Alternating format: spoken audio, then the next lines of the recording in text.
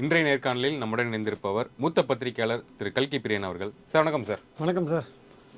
Sir, இப்போது சட்டப்பேரவை நடந்துக்கிட்டு இருக்கு. தமிழ்நாடு பட்ஜெட் அண்ட் வேளாண் பட்ஜெட்டுக்கான விவாதங்கள் போய்கிட்டு இருக்கு. முதலமைச்சர் அண்ட் எதிர்க்கட்சி தலைவருடைய விவாதம் நம்ம பார்த்துருப்போம். மாறி மாறி ஒரு சரமறையான விவாதம் போய்கிட்டு இருக்கு. ஆரோக்கியமாக இருக்கா, இல்லை இதை கொஞ்சம் தவிர்க்கலாம் அப்படிங்கிற விஷயம் இருக்கா? இல்லை, இது ஆரோக்கியம். இதுவரையும் இப்போ நம்ம பேசுகிற வரையும் நடந்த டிஸ்கஷன்ஸ் ஆரோக்கியமாக தான் போயிட்டுருக்குன்னு நினைக்கிறேன். ஏன்னா நேற்று ஒரு சவால் விட்டார் உதயநிதி. நாளைக்கு நாங்கள் காவேரி பற்றின மேகதாது பற்றின ஒத்திவைப்பு தீர்மானம் கொண்டு வர போகிறோம், அதுக்கு முதல்வர் பதில் சொல்லணும். ஏன்னா அவர் ஏன் சொன்னாருன்னா, நேற்று பேசும்போது இவர் ஆதவர்ஜன் என்ன சொன்னார், இது மாதிரி இனிமேல் முதலமைச்சர் எதிர்கட்சி தலைவருக்கு பதில் சொல்ல மாட்டார், அவை முன்னர் ஒரு தீர்மானம் கொண்டு வரணும், மற்ற அமைச்சர்கள் தான் பதில் சொல்லுவாங்க அப்படின்னாரு. அதுக்கு எதிர்கட்சி தலைவர் சொன்னார், அப்போ நாங்கள் முதல்வர் பதில் சொல்லலாம், நாங்கள் ஏன் அசம்பிளிக்கு வரணும் அப்படின்னு அவர் கேட்டார். முதல்வர் பதில் சொல்லணும்னா நாங்கள் வருவோம் பேசுவோன்ற மாதிரி சொன்னார். ஸோ இன்னைக்கு காலையில் ஒத்திவைப்பு தீர்மானம் தைரியம் இருந்தால் நாளைக்கு பதில் சொல்லுங்கன்ற மாதிரி உதயநிதி சொல்லிட்டார். அவர் இன்னைக்கு காலையில் இந்த ஒத்திவைப்பு தீர்மானத்தை அவங்க உடனே எடுத்துட்டாங்க. எடுத்துட்டு இப்போ பேச ஆரம்பிச்சிருக்காங்க. விவாதங்கள் போயிட்டு இருக்கிறது நம்ம பார்க்குறோம். மேகதாதுக்கு ஏன் ஆல் பார்ட்டி மீட்டிங் கூட்டலைன்றதான் முக்கியமான பாயிண்ட். அதை தான் முக்கியமாக வைக்கிறாங்க. அவர் என்ன சொல்கிறாரு, விஜய் என்ன சொல்கிறாரு, நாங்கள் நீங்கள் பேச்சுவார்த்தை நடத்த போகிறதா இருந்தீங்க, நீங்கள் கடைசியில் முதல்வர் உங்களை வர வேண்டாம்னு சொல்லிட்டாரு, அது தமிழ்நாட்டுக்கு அவமானம் அது இதுன்னு அவர் சொல்கிறார். அதுக்கு அவர் சொல்கிறார், விஜய் சொல்கிறாரு, நான் தமிழர்களுக்கு அவமானம் பட்டா பரவாயில்ல அப்படின்னு சொல்லிட்டு அவர் என்ன சொல்கிறார், நான் ட்ரை பண்ணி பார்க்கலாம், பக்கத்து நாடுகளே பேச்சுவார்த்தை நடத்தும் போது பக்கத்து மாநிலத்தோட பேச்சுவார்த்தை நடத்தக்கூடாதுன்னு அவர் சொல்கிறார்.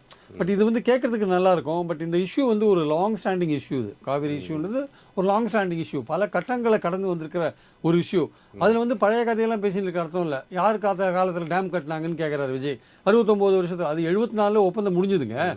அதுக்கப்புறம் பேச்சுவார்த்தைகளில் போச்சு, வழக்கை வாபஸ் வாங்கினார் கருணாநிதி. அந்த இடைப்பட்ட காலத்தில் கர்நாடகா டேம் கட்டினது உண்மைதான், அதில் யாரும் மறுக்கிறதுக்கு இல்லை. இந்திரா காந்தி அந்த காலத்தில் சமாதான பேச்சுவார்த்தை நடத்தலாம்னு சொன்னாங்க, ஒப்பந்தத்தை புதுப்பிக்கல. 89 நடுவர் மன்றம் அமைக்கிற வரையும் கர்நாடகாவுக்கு வாய்ப்பு கிடைச்சிது, அவங்க டேமை கட்டினாங்கன்றது உண்மை. இதில் பழைய கதையை பேசுகிறது அர்த்தம் இல்லை. திமுக ஆட்சியில் தான் நடுவர் மன்றமே அமைக்கப்பட்டது 89. 2007 இறுதி தீர்ப்பு அப்புறம் காவேரி ஆணையம் சுப்ரீம் கோர்ட்டு கெசட்டில் போட்டாங்க. 13க்கு அப்புறம் 18 இறுதி தீர்ப்பு அதை தான் இப்போ எல்லோரும் ஃபாலோ பண்ணணும். அந்த 2018 சுப்ரீம் கோர்ட் தீர்ப்பை பேஸாக வச்சு தான் எல்லாம் பேசணும். பழைய கதையை பேசுறதுல எந்த விதமான அர்த்தமும் கிடையாது. கருணாநிதி காலை வாரினாரா, இல்லை ஜெயலலிதா காலை வாரினாரா, எம்ஜிஆர் குண்டுராவ்ட்ட பேசினாரா, இந்த கதையெல்லாம் பழைய கதை. இதெல்லாம் ஒர்க் அவுட் ஆகாது. இன்றைக்கி இன்றைக்கி நமக்கு மேகதாது கட்டக்கூடாது. மத்திய அரசு என்ன சொல்லுது, அசம்பிளியில் பார்லிமெண்ட்டில் என்ன சொல்லுது, கீழே இருக்கிற மாநிலங்களோட பர்மிஷன் தேவையில்லை, அந்த ரைப்பேரியன் ஸ்டேட்ஸ் நம்ம தமிழ்நாடு கேரளா அவங்க பர்மிஷன்லாம் தேவையில்லை, அவங்க அணை கட்டலாம் அப்படின்னு சுப்ரீம் கோர்ட் தீர்ப்பில் எந்த தடையும் கிடையாது கட்டுறதுக்குன்ற மாதிரி சொல்லிட்டு, அதுதான் எங்கள் தமிழ்நாட்டில் ஒரு கொந்தளிப்பு உண்டாக்கிச்சு. எல்லாருமே கேள்வி கேட்க ஆரம்பித்தாங்க. ஆல் பார்ட்டி மீட்டிங் போடுங்கன்னாங்க. அவங்க உடனே ஆல் பார்ட்டி மீட்டிங். நடுவில் காவேரி ஜூன் ஜூலை மாதம் கொடுக்க வேண்டிய வாட்டரை கொடுக்கல. ஜூன் மாதம் கொடுக்கலன்னு ஜூலை மாதம் தமிழ்நாடு குரல் எழுப்பணும்ல, குரல் எழுப்பவே இல்லையே. ஆகஸ்ட் 3ஆம் தேதி 4ஆம் தேதி தானே வழக்கே நீங்கள் போடுறீங்க. அப்போ ஜூலை மாதம் முழுக்க என்ன பண்ணீங்க? தண்ணி வரல. ஜூன் மாதம் தண்ணியை நீங்கள் கேட்கணும்ல, உடனே போயிருக்கணும்ல. அவன் ஜூன் மாதம் எண்டில் தான், ஜூலை மாதம் 20 தேதிக்கு மேலே தான் காவேரி ஆணையமே கூட்டம் கொடுது, ஒழுங்காற்று குழு கூட்டம். அப்போ நீங்கள் எல்லாம் விரைவுபடுத்தணும்ல. ஜூலை மாதம் ஃபஸ்ட் வீக்கே நீங்கள் மூச்சிக்கணும்ல. ஜூன் 12 நீங்கள் காவேரி திறக்கல. அப்போ அதுலேருந்து நீங்கள் மூச்சிக்க வேண்டிய அவசியம் இருக்குல்ல. நீங்கள் ஆகஸ்ட் மாதம் தான் சுப்ரீம் கோர்ட்டில் கேஸே போகிறீங்க அப்படின்னா, அதுவும் ஒழுங்காற்று குழு கொடுத்தாதே 3500 கியூசெக்ஸ் கேட்டு தான் போகிறீங்க. அங்கே மழை பெஞ்செடுத்து நமக்கு ஜூன் ஜூலைக்கு சேர்த்து கொடுன்னு அதுக்கு போகல நீங்கள் ஆக்சுவலாக. ஸோ இதெல்லாம் இருக்கிற விஷயம் இருக்குது. இந்த மாதிரி இவ்வளோ விஷயங்கள் இருக்கும்போது நீங்கள் பழைய கதையை பேசுறது அர்த்தம் இல்லை. மேகதாதுக்கு என்ன பண்ண போகிறீங்க, காவேரிக்கு நமக்கு 40 டிஎம்சி தண்ணி ஜூன் ஜூலைக்கு வர வேண்டியது, இப்போ ஆகஸ்ட்டுக்கும் சேர்த்து கொடுக்கறதுக்கு என்ன பண்ண போகிறீங்கன்னு தான் இங்கே பிரச்சனை. அது தவிர மேகதாது டேம் கட்டுறதை தடுக்கிறதுக்கு என்ன பண்ண போகிறீங்க? கர்நாடகா டிபிஆர் திருப்பி அனுப்ப போகிறான், திருத்திய டிபிஆர் டீட்டெயில் ப்ராஜெக்ட் ரிப்போர்ட்டை மத்திய அரசுக்கு அனுப்ப போகிறான். மத்திய அரசு என்ன பண்ண போகிறான்றதான் முக்கியமான கேள்வி. கர்நாடகாவில் ஒன்றுபட்டு எல்லாருமே ஆல் பார்ட்டி மீட்டிங் போட்டுட்டாங்க, இங்கே எதுவுமே போடலை. நீங்கள் காவேரிக்கு ஆல் பார்ட்டி மீட்டிங் போடாத நீங்கள் இப்போ தொகுதி மறுசீரமைப்புக்கு ஆல் பார்ட்டி மீட்டிங் போடுறீங்க. எது முக்கியம்? தொகுதி மறுசீரமைப்பு முக்கியமா? அது அசம்பிளி பார்லிமெண்ட்டில் ரெசல்யூஷன் வரும்போது பார்க்கலாம். இப்போ நமக்கு முக்கியம் மேகதாது காவேரி. அதை பற்றி ஆல் பார்ட்டி மீட்டிங் போடாது. இப்போ எம்பிஎஸை கூப்பிட்டு டீலிமிட்டேஷன் போட்டிங்கன்னா அது என்ன? அதில் ஒரு அரசியல் இருக்குல்ல. அதுதான் கேட்குறாங்க எல்லாம். அது நிர்மல் குமார் கேட்குறாரு, ஆல் பார்ட்டி எம்பிஸ் கூட்டத்தில் நீங்கள் கலந்துப்பீங்களான்னு கேட்குறாரு. அதுவா இப்போ முக்கியம்?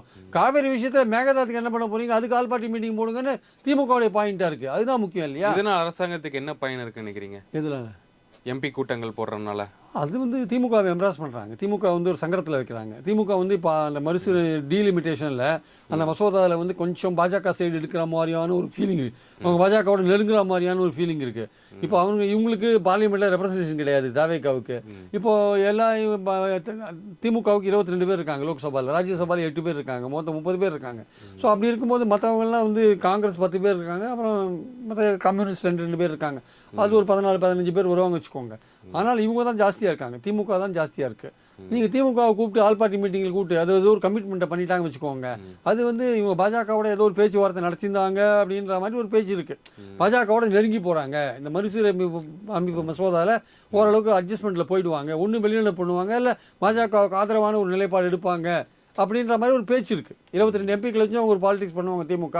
இங்கே விஜயையும் பாஜகவையும் சைமல்டேனியஸாக எதிர்க்க வேண்டாம், இதுவரையும் எழுத்தாச்சு பாஜகவை. இந்த 2.5-3 வருஷம் 29 தேர்தலுக்கு முன்னாடி வரையும் நம்ம பாஜகவோட ஒரு ஓரளவுக்கு அவங்கள கோபப்படுத்தாமல் இருக்கிற இல்லை நிலைமை எடுக்கலாம். இல்லாட்டி இவங்களும் வந்து இப்போ டிவிஎஸ்சி போலீஸ் அது இது ஊழல், அவனும் என்ஃபோர்ஸ்மெண்ட் அது இது அமுச்சு விட்டா என்ன பண்ணுறது?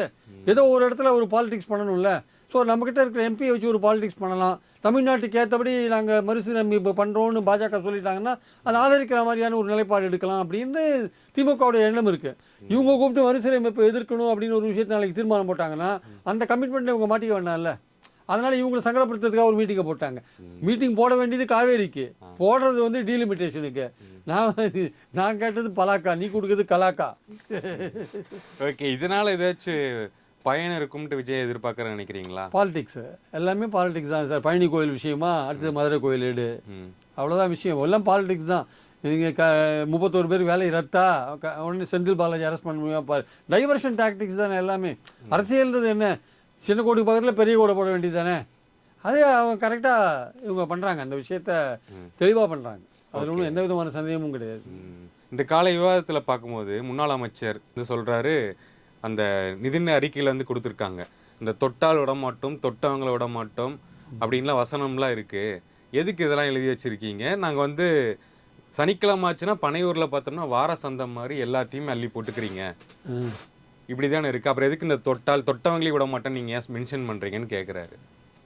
தொட்டவங்களை விட மாட்டோம்னா இன்றைக்கி அவர் வந்து கனிம வள அமைச்சரை வீட்டுக்கு அமைச்சிருக்கணும். அவங்க அப்பா வந்து 50 கோடி ரூபாய் வசூல் பண்ணதா ஜூனியர் விடனில் ஒரு ரிப்போர்ட் வந்திருக்கு. இன்றைக்கி ஜூனியர் விடனில் ஒரு ரிப்போர்ட் வந்திருக்கு. இன்றைக்கி அவங்க கனிம வள ஃபாதர் வந்து அவரோட ஃபாதர் வந்து துட்டு கலெக்ட் பண்ணுறாரு அப்படின்ற ஒரு, அப்போ தொட்டரை விட மாட்டோம்னா பத்திரிகையிலேயே வந்திருக்கு, ஜூனியர் விடன்லேயே வந்திருக்கு. அப்போ அவங்க தொட்டரை விடக்கூடாது இல்லை.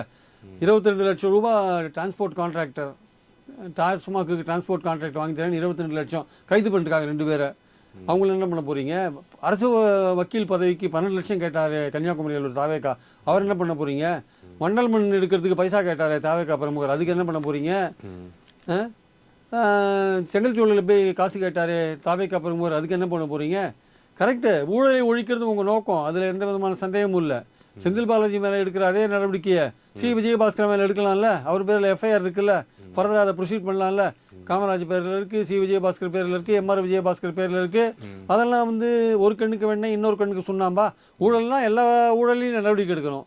உங்களை ஆதரிக்கிறாங்க அப்படின்னா அவங்கள வந்து விட்டுறதா? அவங்க வந்து உங்கள் கட்சியில் ரிசைன் பண்ணிட்டு உங்கள் கட்சியில் சேர்ந்தாங்கன்னு விட்டுறதா? அப்படி இருக்கக்கூடாதுல்ல. இல்லை, சிடிஆர் சொன்னார் எங்கள் கட்சியில் சேர்ந்தாலுமே நாங்கள் நடவடிக்கை எடுப்போம்னு சொல்கிறாரு. ஒன்றுமே காணுமே ஆக்ஷனை.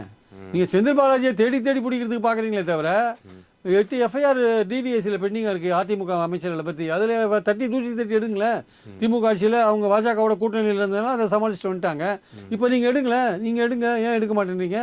8 எஃப்ஐஆர் பெண்டிங்காக இருக்குது. வேலுமணி மேலே 3 கேஸ் இருக்குது டிவிஎஸ்சியில். விடுங்க, அவர் உங்களை சந்திச்சுட்டு இருக்காரு, அவர் எப்போ உங்ககிட்ட வருவான்னு தெரியாது, அதுக்காக வெயிட் பண்ணுறீங்களா? இல்லையே, அவரே சொல்லிட்டாரு அதிமுகவில் தான் நாங்கள் இருப்போம் அப்படின்னு சொன்னாருங்க. இந்த மாதிரியான ஒரு வேஷம் அவர் போட்டுட்டு இருப்பார். ஏன்னா அதிமுகலையும் ஆக்ஷன், தாவேக்காலையும் ஆக்ஷன் எடுக்கக்கூடாது, பாஜகலையும் ஆக்ஷன் எடுக்கக்கூடாது. அவரோட வேஷம் அது மாதிரி. அது அவர் நல்லா அவரை பாதுகாத்துக்கிறது நல்லா பண்ணுறாரு. இங்கே தாவேக்காலையும் ஆக்ஷன் எடுக்கக்கூடாது, அவங்களுடைய ஒரு கான்டாக்டில் வரா மாதிரி அப்படி ஒரு பிக்சர் உருவாக்குறது. இடைத்தேர்தல் ஒரு தடையாக இருக்குது, இடைத்தேர்தல் நடத்துறது ஒரு கேப் வந்திருக்கு. இப்போது அதை தேர்தல் கமிஷன் கிளியர் பண்ணிட்டா வச்சுக்கோங்க, இவங்கெல்லாம் கொத்தா வந்து இங்கே விழுந்துருவாங்க. எல்லாம் எங்கள் தாவேக்காவுக்கு ரிசைன்மெண்ட் வந்துடுவாங்க. ரிசைன்மெண்ட் வந்ததுக்கப்புறம் என்ன ஆக போகுதுன்னு நினைக்கிறீங்க? ரிசைன்மெண்ட் வந்த பிறகு இடைத்தேர்தல் நடக்கும், அந்த இடத்துல அவங்க போட்டி போடுவாங்க. தாவேக்கா சிறப்பாக போட்டி போட்டு வெற்றி பெற பார்ப்பாங்க. வெற்றி பெற்றாங்கன்னா அமைச்சர், வெற்றி பெறுவாங்கன்னு அவங்க நினைக்கிறாங்க தைரியமா. வெற்றி பெறுவாங்களா இல்லையான்னு தெரியாது. ஏன்னா ஓகே. ஒவ்வொரு எலெக்ஷன் ஒவ்வொரு மாதிரி இருக்கு. 35 வருஷம் பாஜக சீட்டு இன்னைக்கு பறி போயிட்டாங்க, போய் பாட்டினால இடைத்தேர்தலில் மக்கள் எப்படி முடிவு எடுப்பாங்கன்னு தெரியாது.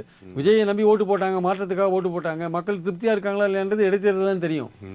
இல்லை, இப்போ அந்த ஒரு மாவட்டத்தில் அந்த ஒரு நகரத்தில் முக்கிய நிர்வாகி இருப்பாங்க, அவங்களுக்கு தராமல் அவங்க நின்று தோத்து கூட இருப்பாங்க. அவங்களுக்கு தராமல் புதுசாக வந்தவங்களுக்கு தராங்கல்ல, அது எப்படி? அதுக்கு பிரச்சனை தான். புதுக்கோட்டையில் வந்து சி விஜயபாஸ்கர் அவர் இப்போ வின் பண்ணாருன்னா அவர் மாவட்டம் முழுக்க அவர் கையில் இருக்கும். அப்போ முகமது பர்வேஸ் என்ன பண்ணுவார்? அவர் அந்த காலத்துல நான் போஸ்டர் ஓட்டினேன், பாலாபிஷேகம் பண்ணேன், கட் அவுட்டுக்கு போட்டேன், மாமா மச்சான் பேசிக்கிறாங்க, மாப்பிள்ள மாமா மச்சான் மாப்பிள்ளைங்கிறாங்க. அதெல்லாம் பேசுவாங்க. அரசியல்னு வரும்போது வேற சார், அது இல்லை பேசிக்கலாம், எவ்வளோ வேணா பேசிக்கலாம். பவர் சென்டர்னு வரும்போது நீ பெரியவனா நான் பெரியவனான்னு வரும்போது, நான் எத்தனை வருஷமா பாலிடிக்ஸ் பண்ணுறேன், நீ என்னைக்கு வந்த? நீ விஜய் ரசிகர் மன்றத்தில் இருக்கலாம், பாலாபிஷேகம் பண்ணியிருக்கலாம், கட் அவுட்டு போஸ்டர் ஓட்டிருக்கலாம், எல்லாம் பண்ணியிருக்கலாம், தோரணம் கட்டியிருக்கலாம். ஆனால் நான் அந்த காலத்துலேருந்து இருக்கேன்ல, எனக்கு உரிய மரியாதை கொடுக்கணும்னு விஜயபாஸ்கர் வரமாட்டாரா? எம்ஆர் விஜயபாஸ்கர் கரூரில் வரமாட்டாரா? கடம்பூர் ராஜு கோவில்பட்டியில் வரமாட்டாரா? எல்லாம் வரதானே செய்வாங்க. அதான் பிரச்சனை வரதான் செய்யும் அவங்களுக்குள்ள. அந்த பழைய ஆட்கள் தாவேக ஆட்களையும் அதிமுக இந்த ஆட்களையும் நீங்கள் அக்காமடேட் பண்ணுறதுன்றது விஜய்க்கு ஒரு கஷ்டமான காரியம் தான் ஆக்சுவலாக. இப்போ நீங்கள் சொன்னீங்க இவ்வளோ அமைச்சர்கள் மேலே வந்து காசு கேட்டிருக்காங்க, நிர்வாகிகள் காசு கேட்குறாங்கன்னு சொல்கிறீங்க. இதெல்லாம் பேப்பரில் வந்து தான் நான் சொல்கிறேன். எஸ், பேப்பரில் வந்திருக்குன்னு சொல்கிறீங்க. இன்றைக்கி இப்போ சட்டமன்றத்தில் ஆதரவு நான் சொல்கிறாரு, எங்கள் அமைச்சர்களோ சட்டமன்ற உறுப்பினர்களோ யாருமே இது வரைக்கும் காசு கேட்டதில்லை, வாங்கினதில்லைன்னு சொல்கிறாரு. இல்லை, இதெல்லாம் தாவேக நிர்வாகிகள் நான் சொன்னதெல்லாம். இப்போ அமைச்சர் அப்படின்றது அமைச்சர் அப்படின்னு இப்போ ஒரு எல்லாத்தையுமே சொல்கிறார், நிர்வாகிகள் எம்எல்ஏக்கு எல்லாத்தையுமே மென்ஷன் பண்ணுறாரு. இல்லைங்க, அது இல்லைங்க. நம்ம வந்து அமைச்சர்னா அமைச்சர் நேரடியாக போய் எல்லாம் வாங்குவார் நான் சொல்கிறோம். நம்ம அப்படிலாம் யாருமே சொல்லவே இல்லையே. அமைச்சர் நேரில் போய் எல்லாத்துக்குமே அமைச்சர் நேரில் போய் வாங்குவார். அது மாதிரியான குற்றச்சாட்டுகள் வருது அப்படின்றதான் பாயிண்டிங்க. அந்த குற்றச்சாட்டுகள் வராத பார்த்துக்கணுன்றதான் நீங்கள் நம்ம சொல்கிறோம். நம்ம இல்லையா, குற்றச்சாட்டுகள் வராத இருக்கணும் தான் சொல்கிறோம். நம்ம நீங்கள் வந்து ஒரு குற்றச்சாட்டுகள் வருதுன்னா அதை தடுக்க வேண்டிய கடமை உங்களுக்கு இருக்குல்ல. ஏன்னா இது வந்து இன்னைக்கு வந்திருக்கு, ஜூனியர் விடலில் இன்றைக்கி வந்திருக்கு. ஓகே, அதை நீங்கள் வந்து பார்க்கணும்ல. அப்போ அது என்ன ஆக்ஷன் எடுக்க போகிறீங்க? வசூல் வேட்டையில் தாது அமைச்சரின் தந்தை காரசாரமான உணவுக்கு பெயர் பெற்ற தொகுதியில் வெற்றி பெற்றவருக்கு தாதுத்துறை ஒதுக்கப்பட்டிருக்கிறது. அமைச்சர் பெயரை சொல்லி அவரின் தந்தையே வசூல் வேட்டையில் இறங்கியிருக்கிறார். தமிழகம் முழுவதும் ஏரிகளில் சவுடு மண் எடுப்பதற்கான ஒப்பந்தத்தை பெற்றிருந்ததாக சொல்லி இதுவரை 50 கோடி ரூபாய்க்கு மேல் வசூலித்து விட்டார் அமைச்சரின் தந்தை. அதில் கிருஷ்ணகிரியைச் சேர்ந்த ஒரு மார்பிள் தயாரிப்பு நிறுவனம் மட்டும் 30 கோடி கொடுத்திருக்கிறது என்கிறார்கள். ராமுகாவின் 2ஆம் கட்ட சொல்கிறார்கள். தாவேகாவின் 2ஆம் கட்ட தலைவர்களில் சிலர். அள்ளி குவிக்கும் நிர்வாகிகள், கடிவாளம் போடும் முதல்வர் என்ற ஜூவி கவர் ஸ்டோரியிலிருந்து. ஸோ என்ன அர்த்தம் இதுக்கு? ஏதோ ஒன்று நடந்துட்டு தானே இருக்கு. கீழ் லெவலையும் லஞ்சம் ஒழிஞ்ச பாடு இல்லை சார். இவங்க சொல்கிற மாதிரி கீழ் லெவலையும் இன்னைக்கு காலையில் கூட பேசியிருந்தோம். கான்ட்ராக்டர் அதிகாரிகள் கான்ட்ராக்டர் துட்டு வாங்கி தான் இருக்காங்க. 10.4 இன்னைக்கு அதால் ஒருத்தர் சொன்னார் விழுப்புரம் மாவட்டத்தில் 10.4%, 4% அதிகாரிகளுக்கு, 10% அரசியல்வாதிகளுக்கு, உள்ளூர் அரசியல்வாதிகளுக்குன்னு அதிகாரிகள் நேற்று கூட ஒரு டெண்டரில் வாங்கினாங்க சார், கேட்டு வாங்கினாங்கன்னு விழுப்புரத்தில் சொல்கிறாங்க ஒருத்தர். இதெல்லாம் நடக்காதில்லை, நடக்க தான் செய்யுது. பாட்டிலுக்கு 10 ரூபான்றது நடக்க தான் செய்யுது. நான் என்ன சொல்கிறேன், ஒரு முயற்சி எடுக்கிறார் முதல்வர் ஊழலை ஒழிக்கிறதுக்கு அப்படின்னா, ஊழலை ஒழிக்கிறதுக்குன்னா முதல்ல உங்கள் கட்சி மட்டத்திலேருந்து தானே ஒழிக்கணும். ஆக்சுவலாக நீங்கள் அதிகாரிகள் அடுத்த கட்டம், கட்சியில் வந்து ஒழுங்காக இருக்கணும்ல. இப்போ இந்த மாதிரியான விஷயங்கள்லாம் ஏன் வெளில வருது? தாது அமைச்சரின் அப்பா வந்து வசூலிக்கிறாருன்னா தாது அமைச்சரே வசூலிக்க மாட்டார், அப்பா வசூலிக்கிறார் அப்படின்னா ஏன் வருது அது மாதிரி? ஸோ அதனால் வந்து கொஞ்சம் கேர்ஃபுல்லாக இருக்க வேண்டிய அவசியம் இருக்குது. நீங்கள் வாயில் பேசினா மட்டும் போகாது, செயலில் காமிக்கணும்ல. இப்போ சொல்கிறாங்களே கவர்மெண்ட் ஆஃபீஸில் லஞ்சம் இல்லை, க்ளீனாக இருக்குது, க்ளீன் கவர்மெண்ட்டாக இருக்குது அப்படிலாம் அவங்க சொல்கிறாங்க சார். அப்படிலாம் இருக்கிற மாதிரி தெரியல. ஆர்டிஓ ஆஃபீஸில் கேட்டால் இன்னும் அதே மாதிரி தான் இருக்குன்றாங்க. எனக்கு தெரிஞ்ச ஒருத்தர் ஒரு 2 மாவட்டத்தில் மாவட்டம் சொன்னால் பேர் சொல்லி கண்டுபிடிச்சிருவாங்க. டிரைவிங் ஸ்கூல் வச்சுருக்காரு. 2-3 மாவட்டங்களில் டிரைவிங் ஸ்கூல் வச்சுருக்காரு. அவர் சொல்கிறார், நாங்கள் தானே சார் வாங்கி கொடுத்துருக்கோம் ஆர்டிஓக்குன்றார் அவர். நாங்கள் தான் கொடுத்துட்டுருக்கோம், நேற்று கூட கொடுத்தோம் அப்படின்றாரு அவர். ஏன்னா அப்போ எதை நம்புறது? எதை நம்புறது? நமக்கு நேரடியாக வர தகவல் தான் நான் சொல்கிறேன். எனக்கு நேரடியாக வர தகவலை சொல்கிறேன். அவங்க டிரைவிங் ஸ்கூல் வச்சுருக்கிறவங்க தான் வந்து ஆர்டிஓவுக்கு துட்டு வாங்கி கொடுக்குறவங்களாம் இருப்பாங்க. அவங்க வாங்கி கொடுக்குறோன்னு சொல்கிறாங்க. அவங்க இதெல்லாம் எங்கே நடக்குது? சில இடத்துல சொல்கிறாங்க, இல்லைங்க நாங்கள் போனாங்க, பட்டா வந்து எங்களுக்கு எந்த விதமான துட்டுன்னு கேட்கலைங்க, பட்டா உடனே கிடச்சி போச்சுன்னு சில பேர் சொல்கிறாங்க. சில பேர் சொல்கிறாங்க எங்களுக்கு சீட் கொடுத்து உட்கார வச்சாங்க எங்களுக்கு அப்படின்னாங்க. சில பேர் ஆன்லைன் ரிஜிஸ்ட்ரேஷனில் வந்து ஒரு பிரச்சனை இல்லை, க்ளீனாக பண்ணிட்டோம், இந்த பத்திரப்பதிவு பண்ணிட்டோம் அப்படின்னு சில பேர் சொல்கிறாங்க. சில பேர் சொல்கிறாங்க பட்டாக்காக கேட்டோம் சார், எங்களை வர சொல்லிட்டாங்க, அதே அமௌண்ட் தான் சார் எதிர்பார்க்குறாங்க அப்படின்னு சில பேர் சொல்கிறாங்க. இப்போ எது உண்மை? அப்போது எது உண்மைன்னு தெரியல. கீழ்மட்டத்தில் வந்து ஒரு ஆட்சி மாறித்துனா ஒரு 1-2 மாதங்கள் வந்து இந்த அதிகாரிகள் கொஞ்சம் நேரடியாக வாங்குறதுக்கு கொஞ்சம் தயங்குவாங்க. ஏன்னா இந்த கவர்மெண்ட் எப்படி இருக்குது, எவ்வளோ ஸ்ட்ரிக்டாக இருக்குது, அதெல்லாம் பார்ப்பாங்க. பார்த்துட்டு ஒரு மாமூல் வாழ்க்கைக்கு வரதுக்கு ஒரு 2-3 மாதம் ஆகும். ஆ. மாமூல் வாழ்க்கைக்கு வரதுக்கு 2-3 மாதம், அந்த மாமூல் வாழ்க்கைக்கு 2-3 மாதம் கழிச்சு தான் வருவாங்க. அந்த கேப் தான் இது ஆக்சுவலாக. இப்போ இருக்க அந்த கேப், இந்த கேப்பில் சில பேர் வாங்குவாங்க, சில பேர் வாங்க மாட்டாங்க. வாங்காதவங்களும் இருப்பாங்க, வாங்குறவங்களும் இருப்பாங்க. ஆனால் 3-4 மாதம் கழிச்சு தான் மொத்தமும் இந்த பழையபடி தான் இருக்கா இல்லை புதுசாக மாறி இருக்கான்றது ஒரு 4-5 மாதம் கழிச்சு தான் தெரியும் ஆக்சுவலாக. ஓகே. இன்னைக்கு முன்னாள் அமைச்சர் சொல்கிறாரு, சோஷியல் மீடியானால தான் வந்து நீங்கள் ஜெயிச்சிங்க, அதை நாங்கள் சரியாக பயன்படுத்தாதனால நாங்கள் இங்கே உட்காந்துக்கிட்டு இருக்கோம் அப்படிங்கிறாரு. சரிங்களா? இந்த விவாதம் வந்து இப்போ எல்லா பக்கமும் ஆரம்பிச்சது, டிவி டிபேட்டில், யூடியூப் டிபேட்டில் ஆரம்பித்து இப்போ சட்டப்பேரவையிலையும் வந்திருக்கு. அப்படிங்கும்போது அது சொல்லும்போது முதல்வர் வந்து லைட்டாக அப்படியே சிரிச்சுக்கிட்டே தான் பார்த்துக்கிட்டு இருக்காரு. அதை வந்து அக்செப்ட் பண்ணிக்கிறாங்களா? சோஷியல் மீடியா அவங்களுக்கு ரொம்ப இதாக இருக்குது சார். அவங்க ரீல்ஸ் போடுறதுல ரொம்ப பிஸியாக இருக்காங்க. வெளிப்படைத்தன்மை இந்த கவர்மெண்ட் கிடையாது. என்ன வேணால் ரீல்ஸ் போடலாம், யார் என்ன நினைக்கிறாங்கன்னே தெரியல. முதல்வர் விஜய் இப்போ தான் அசம்பிளியில் இன்றைக்கி தான் பதிலெலாம் பேசுகிறார். பேப்பர்லாம் படிக்கலையான்னு எதிர்கட்சிக்காரரை கேட்குறாரு. பேப்பர் நாங்கள் குறுவை தொகுப்பு கொடுத்துருக்கோமே, நீங்கள் பேப்பரில் படிக்கலையான்னு கேட்குறாரு. நான் கேட்டது குறுவை தொகுப்பு இல்லைங்க, விவசாயிகளுக்கு வறட்சி நிவாரணம் என்னன்னு கேட்குறேன். குறுவை தொகுப்பு எல்லா கவர்மெண்ட்டும் கொடுக்கறதான், வறட்சி நிவாரணம் என்னாச்சுன்னு தான் கேட்குறேன்னு திருப்பி அடிக்கிறாரு உதயநிதி ஆக்சுவலாக வந்து. ஸோ அதனால் இவர் கேட்குறாரு, இவர் வந்து நான் வந்து அவமானம்லாம் பார்க்க மாட்டேன், பக்கத்து மாநிலத்தில் போய் பேசுறதுக்கு ரெடியாக இருக்கேன் அப்படின்னு பழைய கதையெல்லாம் எடுத்து விட்றாரு, டேம் கட்டின கதையெல்லாம் எடுத்து விட்றாரு. ஆனால் இன்றைக்கி அது தேவையில்லை. உங்கள்கிட்ட முதலே சொன்ன மாதிரி இன்றைக்கி 2018 சுப்ரீம் கோர்ட் தீர்ப்புக்கு அப்புறம் நம்ம என்ன பிரச்சனையாக இருந்தாலும் சுப்ரீம் கோர்ட் கதவை தட்டணும், இல்லை காவேரி ஆணையத்தில் போகணும். அதுதான் பேச்சுவார்த்தைகளெல்லாம் பயன் கிடையாது. நம்பி ஏமாந்துட்டோம். கர்நாடகாவை நம்பி நம்ம பல தடவை ஏமாந்துட்டோம். அதனால் மேலே டெல்லியில் இருக்கிற இன்றைக்கி இருக்கிற பாஜகவோ அதிமுக காங்கிரஸோ தமிழ்நாட்டுக்கு உதவி பண்ண மாட்டாங்க. அவங்களுக்கு கர்நாடகா கவர்மெண்ட் தான் முக்கியம். ஏன்னா கர்நாடகாவில் அவங்க ஆட்சிக்கு வரதுக்கான வாய்ப்பு இருக்குது. இன்றைக்கி காங்கிரஸ் ஆட்சியில் இருக்குது, நாளைக்கு பிஜேபி ஆட்சிக்கு வரலாம். அதனால் அவங்க 2 பேர் தமிழ்நாட்டுக்கு தண்ணி விடணும், மேகதாது கட்ட வேண்டாம்னு சொல்லவே மாட்டாங்க. நமக்கு விடிவு காலன்றது வந்து காவேரி ஆணையமோ அல்லது சுப்ரீம் கோர்ட்டோ தான். அது வந்து விஜய்க்கு அது வந்து புரிஞ்சிருக்கும். ஏன் வந்து பேச்சுவார்த்தைன்ற ஒரு விஷயத்தை அவர் கையில் எடுத்தாருன்றது நமக்கு தெரியல. தமிழ்நாட்டில் இருக்கிற விவசாயிகள் என்ன சொன்னாங்க, நீங்கள் பேச்சுவார்த்தை நடத்தக்கூடாதுன்னு தானே சொன்னாங்க. அன்புமணி போன்றவர்கள் என்ன சொன்னாங்க, பேச்சுவார்த்தை நடத்த வேண்டாம் தானே சொன்னாங்க. திமுகவும் வேண்டாம் தானே சொன்னாங்க, அதிமுகவும் வேண்டாம் தானே சொன்னாங்க. நான் பல கட்ட பேச்சுவார்த்தைகள் கர்நாடகாவோட பல தடவை நடத்தியாச்சு சார். அதனால் எந்த பிரயோஜனம் கிடையாது. சுப்ரீம் கோர்ட்டோட தீர்ப்பு 15 வருஷம் அமுலில் இருக்கும். ஆற்றுக்கு கீழே இருக்கிற மாநிலங்கள் அப்ஜெக்ட் பண்ணால் நீங்கள் அணை கட்ட முடியாது. அவர்கள் நலன் பாதிக்கும்படி நீங்கள் நடந்துக்கூடாது. மேலே இருக்கிற மாநிலம் கர்நாடகா, அதுதான் அங்கே அடிப்படையான விஷயம். அப்போ நீங்கள் கதவை தட்ட வேண்டியது சுப்ரீம் கோர்ட்டு. அதை விட்டுட்டு நான் போய் பேசுவேன்னு ஒரு விஷயத்தை வந்து நீங்கள் வெளிப்படையாக சொல்லாமே நீங்கள் ஆரம்பிச்சிங்க. அது ஒரு மர்மமாக தான் வச்சுருந்தீங்க. சிவகுமார் சொன்ன பிறகு தான் நீங்கள் அங்கே போகிற விஷயமே தமிழ்நாட்டு மக்களுக்கு தெரிஞ்சுது. ஆனால் அதுவரை நீங்கள் தமிழ்நாடு கவர்மெண்ட் அஃபிஷியலாக வெளியிலே சொல்லவே இல்லை. அப்போ வெளிப்படைத்தன்மையை உங்ககிட்ட இல்லையா? அப்போது இன்னொரு மாநில முதல்வர் சொல்கிறாரு நீங்கள் வர வேண்டான்ட்டு. அப்போ தான் இவர் போகிற விஷயம் நமக்கு தெரியுது. ஆக்சுவலாக வந்து நீங்கள் அஃபிஷியலாக வெளில சொன்னீங்களா? அதை ஏதோ ரகசியமாக பண்ணணும்னு பார்த்தீங்க. ரகசியமாக போய் நம்ம ஒரு 2 டீம் ரகசியமா எப்படி சார் போக முடியும்? போறான்ல தெரிஞ்சிருக்குமே. போகிற அன்னைக்கு தானே தெரியும். போகிற அன்னைக்கு தெரிஞ்சால் போகிறோன்னு நினச்சிருப்பாரு. போகிற அன்னைக்கு அவர் ஸ்பெஷல் ஃப்ளைட் ஏறும்போது அவர் கூட 10 பேர் போகிற லிஸ்ட் ஒன்று வெளில வரும். அப்போ தெரிஞ்சால் போகிறோன்னு நினச்சிட்டு இருப்பார். அதில் ஜெகதீஷ் பழனிசாமி இருப்பார், விஷ்ணு ரெட்டி இருப்பார், ஜான் ஆரோக்கியசாமி இருப்பார். இப்படி ஒரு 10-13 பேர் இருப்பாங்க. நீர்வளத்துறை செக்ரட்டரி இருப்பார். அப்படி ஒரு 10-12 பேர். அந்த லிஸ்ட்டு வந்த பிறகு தெரிஞ்சால் போகிறோம் அப்படின்னு அவர் நினச்சிட்டு இருக்கலாம் ஒரு வேளை. நம்ம பாயிண்ட் அது இல்லை. பேச்சுவார்த்தையே வேண்டான்றதான முக்கியமான பாயிண்ட்டு. பேசி ஒன்றும் பிரயோஜனம் கிடையாது. நமக்கு தீர்வுன்றது சுப்ரீம் கோர்ட் கொடுக்குறது தான். சுப்ரீம் கோர்ட் தீர்ப்பு படி கர்நாடகா நடக்கலைன்னா என்ன பண்ணுறதுன்னா, அதுக்கு அரசியல் சட்டம் என்ன சொல்லியிருக்கோ அதை ஃபாலோ பண்ணணும், அவ்வளோதான். வேறு என்ன பண்ண முடியும்? அதுதான். அதனால தான் சொல்கிறோம் இந்த பேச்சுவார்த்தைலாம் வேண்டாம் அப்படின்றது பாயிண்ட். அதுதான் ஆக்சுவலாக வந்து அதை வந்து அவர் புரிஞ்சுக்கணும் ஆக்சுவலாக. ஓகே. இந்த தமிழ்நாடு பட்ஜெட்டில் வந்து சாமானிய மக்கள் வந்து கொஞ்சம் அன்சாட்டிஸ்ஃபைடாக தான் இருக்காங்க. எதிர்பார்த்து கிடைக்கல அப்படிங்கிற மாதிரி தான் இருக்காங்க. நீங்கள் எதிர்பார்த்து ஏதாச்சும் மிஸ் ஆகிருக்கா? இந்த இதெல்லாம் ஏன் போடலைன்னு நீங்கள் இல்லை, அதில் சில நல்ல விஷயமும் இருக்குது சார். அதாவது கிராம பொருளாதாரத்தை இம்ப்ரூவ் பண்ணுற மாதிரி விமன் ஓட்டை வந்து தக்க வைக்கிறதுக்கு மாதிரி விஷயங்கள் நிறைய வச்சுருக்கேன். அது 5 ஆடு கொடுக்கறது ஃப்ரீயாக, மாடு கொடுக்கறது. அப்புறம் வந்து அந்த ஜிராம்ஜி திட்டம் நம்ம தமிழ்நாடு கவர்மெண்ட்டுக்கு ஃபைனான்ஷியல் கமிட்மெண்ட் நிறையா உண்டாக்குது. இருந்தாலும் 25 நாள் அதில் மேலே கொடுக்குறோன்றாங்க. மகாத்மா காந்தி ஊர வேலைப்பில் 100 நாள் வேலை திட்டத்திலேயே 100 நாள் யாருக்குமே கிடைக்கவே இல்லை. 40 நாள் 30 நாள் தான் கிடைக்கும். இதில் எப்படி 25 நாள் கிடைக்க போகுதுன்னு தெரியாது. அதே மாதிரி சேவை சட்டம்னு ஒன்று கொண்டு வந்திருக்காங்க.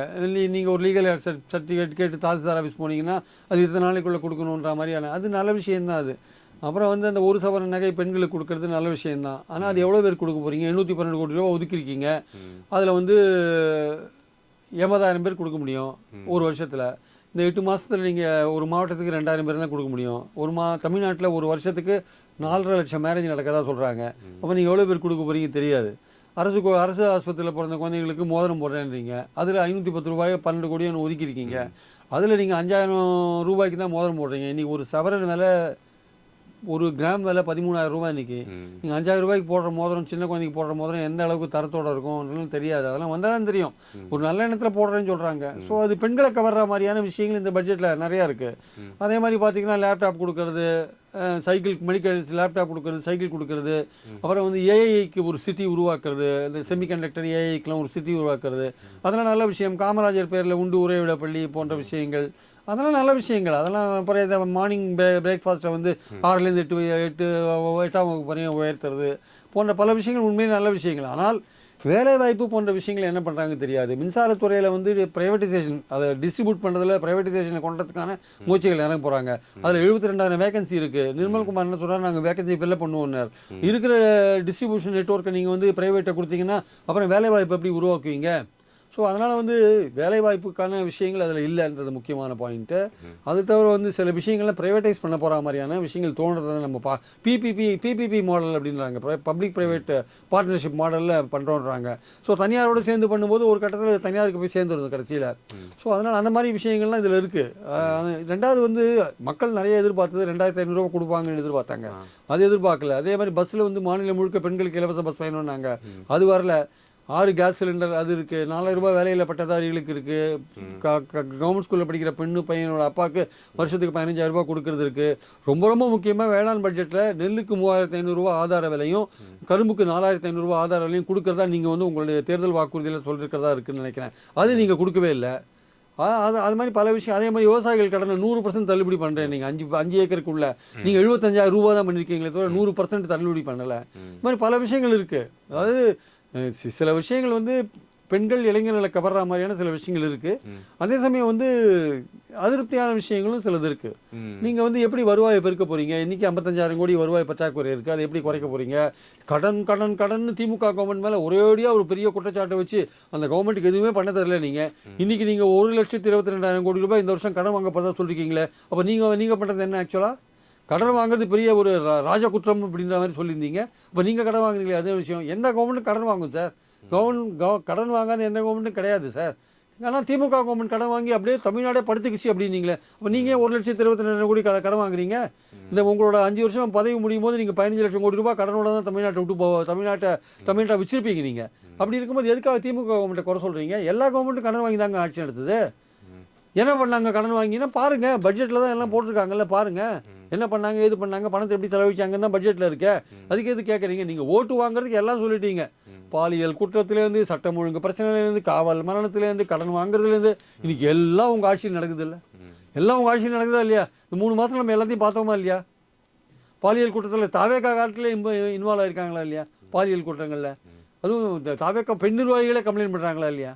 இந்த நிலைமைக்கெல்லாம் என்ன ஆக்ஷன்? ஸோ நீங்கள் தேர்தல் முன்னாடி திமுக மேலே என்னென்ன குற்றச்சாட்டுகள் வச்சிங்களோ கிட்டத்தட்ட அதெல்லாம் வந்து உங்களுக்கே ரிப்பீட் ஆகுது. சட்ட ஒழுங்கு பிரச்சனை எப்படி கையாளுறது? எல்லா ஆட்சியிலையும் அது வர்றது தானே. அது இயல்பான விஷயம் சார். ஒரு கிரைம்ன்றது வந்து க்ரோயிங் சொசைட்டியில் வளர சமுதாயத்தில் கிரிமினல் குற்றங்கள் வரதான் சார் செய்யும்.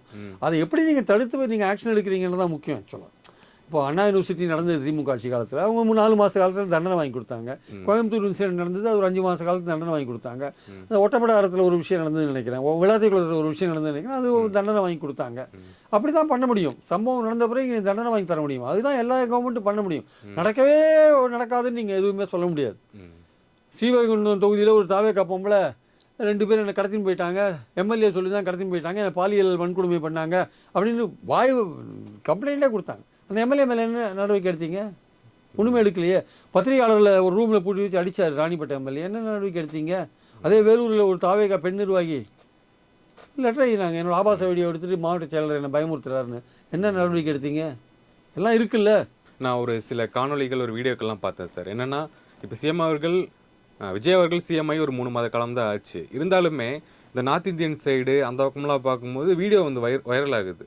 என்னென்னா, விஜய் அவர்கள் பிஎம் கேண்டிடேட், மோடியா சிஎம்னு ஃபோட்டோவை காட்டுறாங்க, மோடியா விஜயான் ஃபோட்டோ காட்டுறாங்க, எல்லாரும் விஜய் ஃபோட்டோ எடுக்கிறாங்க, விஜய் தளபதி பிஎம் கேண்டிடேட் இப்படின்னு சொல்கிறாங்க. அந்த நெரேட்டிவ் வந்து யாரும் செட் பண்ணுறா, இல்லை இவங்களுக்கு அந்த ஆசை இருக்கா, என்ன நடக்குது இதில்? எல்லாம் இந்த விர்ச்சுவல் இவங்க தான் வாய்ஸ் ஆஃப் காமன்ஸ், இந்த ஆத ஒரிஜினோட இது நிறுவனம் இருக்குல்ல, அவங்க தான் விர்ச்சுவல் வாரியர்ஸா? ஆமாம், அவங்க தான் செட் பண்ணுறாங்க. இதெல்லாம் வந்து அவங்க தான் செட் பண்ணுறாங்க. ரீல்ஸ்லாம் போடுறது அவங்க தானே. அவங்க சோஷியல் மீடியா ஸ்ட்ராங்காக இருக்குன்னு சிவசங்கர் சொன்னார்ல, அது கரெக்ட் தான். ஆனால் அவங்க என்னென்னா அவங்க போனதை யாரும் வெரிஃபை பண்ணுற மாதிரியே தெரியல. கர்நாடகாலேருந்து மழை பெஞ்சு தண்ணி வந்தது. உடனே அவங்க போட்டாங்க 5000 டிஎம்சி ரிலீஸ் பண்ணிட்டாங்க. 5000 டிஎம்சி ரிலீஸ் பண்ணாங்க. 5000 டிஎம்சியா? தமிழ்நாடே தாங்காத. என்ன போடுறோன்னு நம்மளுக்கே தெரியல. 5 டிஎம்சி கூட வரல இன்னும். அதுக்குள்ளே 5000 டிஎம்சி ரிலீஸ் பண்ணாங்கன்னு போட்டிருக்காங்க. தி டோன்ட் நோ எனிதிங்ப்பா. அவங்க வந்து இப்போ தான் அரசியலே புதுசாக இருக்குது. இந்த நுணுக்கங்கள்லாம் அவங்களுக்கு தெரியாது. பல விஷயங்களை பல பிரச்சனைகளை பற்றி அவங்களுக்கு எதுவும் தெரியாது. ஆனால் விஜயோடைய இமேஜ் இம்ப்ரூவ் பண்ணணுன்ற ஐடியாவில் ரீல்ஸ் போடுறாங்க. அவரை பெருசாக காட்டணுன்றதுக்காக ரீல்ஸ் போடுறாங்க. அதில் ஒன்றும் தப்பு கிடையாது, போட்டு போகிறாங்க. இது சரிதான், நீங்கள் அந்த மாதிரி போடுறது சரிதான். இப்போ சிஎம்மாக இருக்கார், 3 மாதம் தான் ஆச்சு. இதுலேயே நிறைய கிரிட்டிக்ஸ் இருக்குது. அப்படிங்கும்போது நீங்கள் நெக்ஸ்ட் பிஎம் இவர் மோடியவரே ஒரு சிறந்தவர் இவர் தான் அப்படியே நெரேட்டிவ் செட் பண்ணணும்னு தான் கேட்குறேன். அது அவங்களுடைய இது சார். அது அவங்களுக்கு கொடுத்துருக்க ஒரு வேலை. அந்த அவங்களோட விஜயோடைய சோஷியல் மீடியா விங்கு கொடுத்துருக்கிற வேலை. அவங்க டாஸ்க் அது வந்து இம்ப்ரூவ் பண்ணுறாங்க, அவ்வளோதான். அவங்க இமேஜ் இம்ப்ரூவ் பண்ணுறது அவங்க வேலை. பட் இன்னொன்று நான் கேள்விப்பட்டேன், நார்த்தில் இருக்கிற பல ஹிந்தி யூடியூப்ஸு அந்த மாதிரி ஹிந்தி அவங்கெல்லாம் கூட விஜய் வந்து புகழ்ந்து பேசுகிற மாதிரி நிறைய விஷயங்கள் போடுறாங்கன்னு கேள்விப்பட்டேன். அது இந்த ஆர்எஸ்எஸ் குரூப் பண்ணுற வேலை.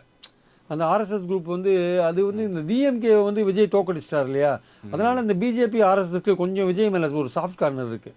டிஎம்கே தோக்கடிச்சிட்டாங்க, டிஎம்கே கூட்டணியை உடைச்சிட்டாங்க, அதிமுக உடைக்கிறாரு.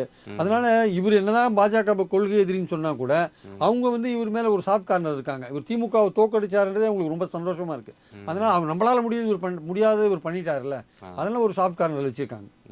ஆனால் தமிழக பாஜக இங்கே பெருசாக வளரல. இந்த எலெக்ஷனுக்கு அப்புறம் பெருசாக இன்னும் நிற்கல. அண்ணாமலை இருந்த வரைக்கும் ஒரு பொசிஷனில் இருந்தாங்க. இதுக்கப்புறம் ரொம்ப டவுனாக தான் இருக்காங்க. இல்லை தமிழக பாஜக வளர்கிறதுக்கான வாய்ப்புகள் ரொம்ப குறைவு. இருக்கிற கொஞ்சம் பேரையும் அண்ணாமலை கடத்தின்னு போயிட்டாரு. மீதி பேரை விஜய் எடுத்துன்னு போயிட்டாரு. பாஜகவில் இருந்த ஒரு ஒரு ஒரு யங்கர் எலிமெண்ட்ஸ் இருக்காங்கல்ல, யங்ஸ்டர்ஸ் இருக்காங்கல்ல, அது ஒரு பாதி பேர் வந்து திமுகவை எதிர்க்கிறதுக்கு தாவேக்கா தான் கரெக்ட்னு அந்த பக்கம் போயிட்டாங்க. இன்னொரு பாதி பேர் அண்ணாமலை பெட்டர்னு அவர் பக்கம் போயிட்டாங்க. அப்போ தாவேக்கா கிட்ட பின்னாடி பாஜக பின்னாடி இப்போ வயசானவங்க தான் இருக்காங்க.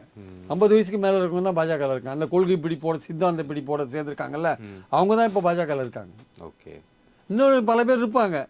மத்திய அரசு கையில் இருக்கிறதுனால அங்கே சில காரியங்கள்லாம் நடக்கணும்ல, அதனால் சில பேர் இருப்பாங்களே தவிர ஒரு ஒரு ஒரு அரசியல் ரீதியாக நம்ம வந்து பாஜகவோட இப்போ இருக்கிறதுல எந்த விதமான பிரயோஜனமும் கிடையாதுன்னு நினைக்கிறவங்களாம் ஒன்று அண்ணாமலை பின்னாடி போயிட்டாங்க, இல்லை தாவேக்கா பின்னாடி போயிட்டாங்க. ஓகே. இப்போ அண்ணாமலை அவர்களுடைய அரசியல் வந்து ஈடுபடும் நினைக்கிறீங்களா?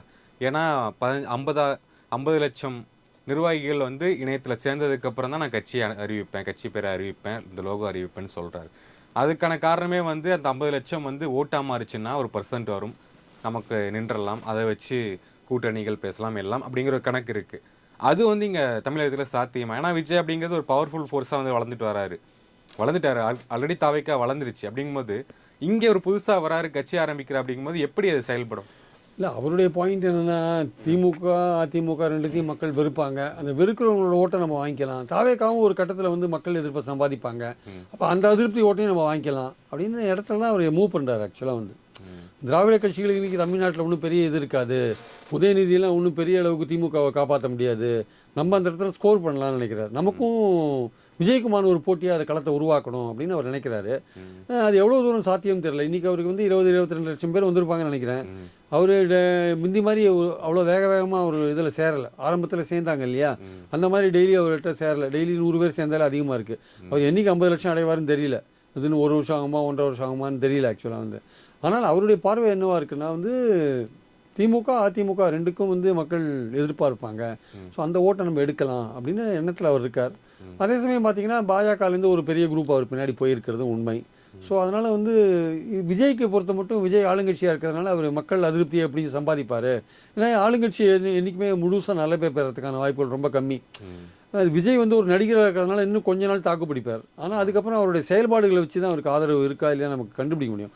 அதனால் அவர் எப்படிப்பட்ட செயல்பாடுகள் ஈடுபடுறாரோ அதை பொறுத்து அவருக்கு ஆதரவு இருக்கும். அதனால் அவர் அண்ணாமலை என்ன நினைக்கிறாரு, அவர் கொஞ்சம் தடுமாற்றத்தை சந்திப்பார், ஒரு சரிவை சந்திப்பார். ஆட்சி எல்லாரையுமே திருப்திப்படுத்த முடியாது, அதிருப்தியாளர்கள் இருக்க தான் செய்வாங்க. இப்போ தலைமைச் செயலக ஊழியர்கள் என்ன சொல்கிறாங்க, எங்களுக்கு கொடுக்க வேண்டிய 14,000 கோடி ரூபாய் நீங்கள் குறைச்சிட்டீங்க, நிதி குறைச்சிட்டீங்க அப்படின்னு ஏதோ அவங்க சொல்கிறாங்க.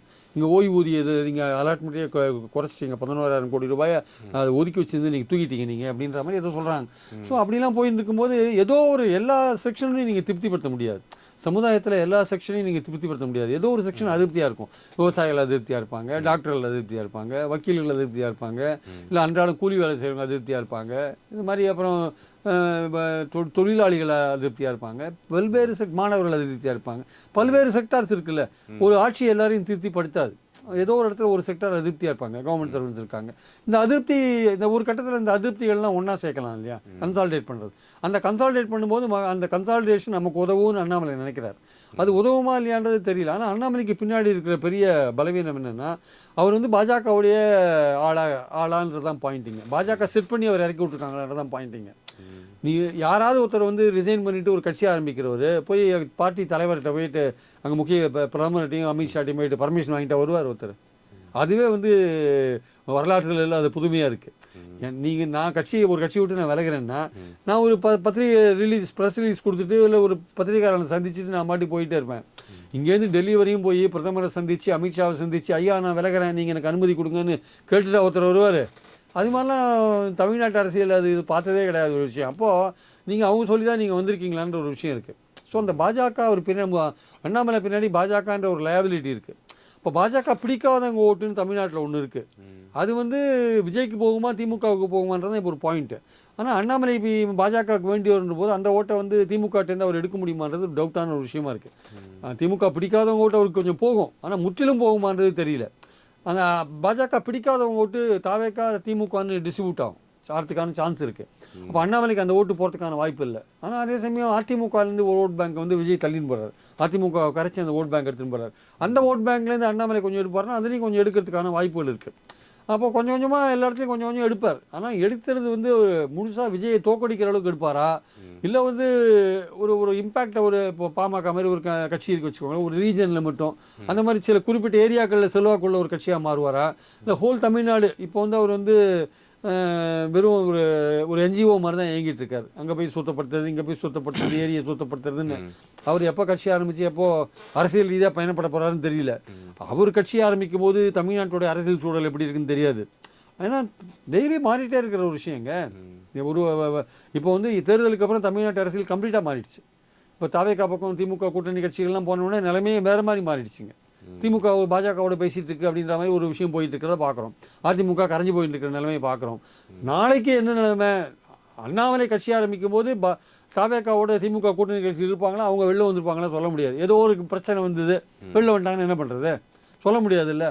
அதனால் வந்து அப்போ அவர் கட்சி ஆரம்பிக்கும் போது என்ன பிரச்சனை இருக்குன்னு பார்த்துட்டு அதுக்கேற்றபடி தான் அவருடைய ஆதரவை நம்ம ஃபிக்ஸ் பண்ண முடியும். இன்றைக்கி டேட்டில் பார்க்கும்போது அவர் என்ன நினைப்போட வந்திருக்காருன்னா, திமுக அதிமுக ரெண்டு பேர்ட்டேருந்து நம்ம ஓட்டு எடுக்கலாம், தாவேக்காவோட அதிருப்தி ஓட்டு நம்ம வாங்கலாம், நம்ம ஒரு யங்ஸ்டராக இருக்கிறதுனால நமக்கு வந்து உதயநிதியோட நம்ம ஸ்கோர் பண்ணலாம், அன்புமணியோட நம்ம ஸ்கோர் பண்ணலாம், தினகரனோட நம்ம ஸ்கோர் பண்ணலாம், நம்ம போட்டின்றது வந்து விஜயோட மட்டும் வச்சுக்கலான்ற மாதிரி எண்ணத்தில் இறங்கியிருக்கார்.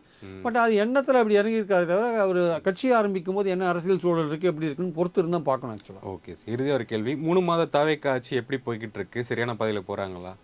3 மாத தாவேக்கா ஆட்சி ஒரே அவதூறு வழக்குகள், ஊழல் வழக்குகள் அப்படின்னு போயிட்டுருக்கு. ஆக்சுவலாக வந்து 12 அவதூறு வழக்குகள் போட்டாங்க. இது வரையும் வாயை திறக்காதீங்க யாரும் அப்படின்ற மாதிரி அவங்க அவதூறு வழக்குகளை போட்டுட்ருக்காங்க. அதே சமயம் பார்த்தீங்கன்னா கோர்ட்டே கூட இன்றைக்கி ஒரு ஷேர் மார்க்கெட் புரோக்கர் ஒருத்தர் அரெஸ்ட் பண்ணியிருக்காங்க. கோர்ட்டு வந்து சொல்லியிருக்கு, எதுக்கு அவரை போய் அரெஸ்ட் பண்ணியிருக்கீங்க அப்படின்னு காவல்துறை வந்து கொஞ்சம் கண்டிச்சிருக்காங்க போல் இருக்கு. ஸோ இது மாதிரிலாம் இருக்கப்போ யார் வாயை திறந்தாலும் அதிருப்தியாக பேசினாலுமே அரெஸ்ட் பண்ணுற ஒரு போக்கை நம்ம பார்க்குறோம் நம்ம. ஸோ அதனால் இது வந்து விஜய் பல வாக்குறுதிகள் கொடுத்துட்டார். அவருடைய முதல் பட்ஜெட் வெளியே வந்திருக்கு. அந்த பட்ஜெட்டில் வந்து திருப்தியான விஷயங்களும் இருக்குது, அதிருப்தியான விஷயங்களும் இருக்குது. ஸோ மக்கள் அதை இனிமேல் எப்படி எடுத்துக்க போகிறாங்கன்னு தான் பார்க்கணும் ஆக்சுவலாக. அதனால் வந்து இனிமே தான் ரியல் பாலிடிக்ஸ் ஆரம்பமாகுது. ஏன்னா இந்த பட்ஜெட்டுன்றது தான் வந்து தாவேக்காவுடைய ஒரு செயல் திட்டம். இது எப்படி போகிறது, எப்படி இவங்க எடுத்துன்னு போகிறாங்க அப்படின்றது தான் பாயிண்ட்டு. அதில் அவர் எப்படி முழு அளவு வெற்றியை சந்திக்கிறாரா, எல்லாத்துக்கும் பேர் மட்டும் வெற்றின்னு வச்சிருக்காரே தவிர உண்மையிலேயே எல்லாமே வெற்றி அடையுதா இல்லையான்றதை பொறுத்து இருந்தால் பார்க்கணும். அதை பொறுத்து தான் வந்து இந்த கவர்மெண்ட்டுடைய இது. அதே மாதிரி ஊழல் விஷயங்கள்லாம் வந்து ஊழல்ன்றது வந்து அரசியல்வாதிகள், அதிகாரத்தில் இருக்கிற அரசியல்வாதிகளை வாங்குறது. இப்போ தான் இவங்க வேலையை ஆரம்பிச்சிருக்காங்க. இனிமேல் தான் ஊழல் நடக்குதா இல்லையா நம்ம தெரியும் நமக்கு ஆக்சுவலாக. அதே மாதிரி பார்த்திங்கன்னா லஞ்சம்ன்றது கீழே அதிகாரிகள் வாங்குறது, வாங்கி அரசியல்வாதி கொடுக்குறது. அது சில கவர்மெண்ட் ஆஃபீஸில் இருக்குதா இல்லையான்றதை நம்ம பொறுத்து இருந்தால் பார்க்கணும். சில இடத்துல இருக்குன்றாங்க, சில இடத்துல இல்லைன்றாங்க. இன்னும் 1 வருஷம் கழிச்சோ 6 மாதம் கழிச்சோ நம்ம அதை பார்க்கலாம். அதெல்லாம் வெயிட் பண்ணி தான் பார்க்கணும். ஸோ மொத்தத்தில் இந்த கவர்மெண்ட்டுக்கு வந்து ஒரு 6-7 மாதம் டைம் கொடுத்து பார்க்கணும், ஊழல் இருக்கா லஞ்சம் இருக்கான்னு தெரியறதுக்காக. அதுக்கெல்லாம் இன்னும் டைம் இருக்குது ஆக்சுவலாக.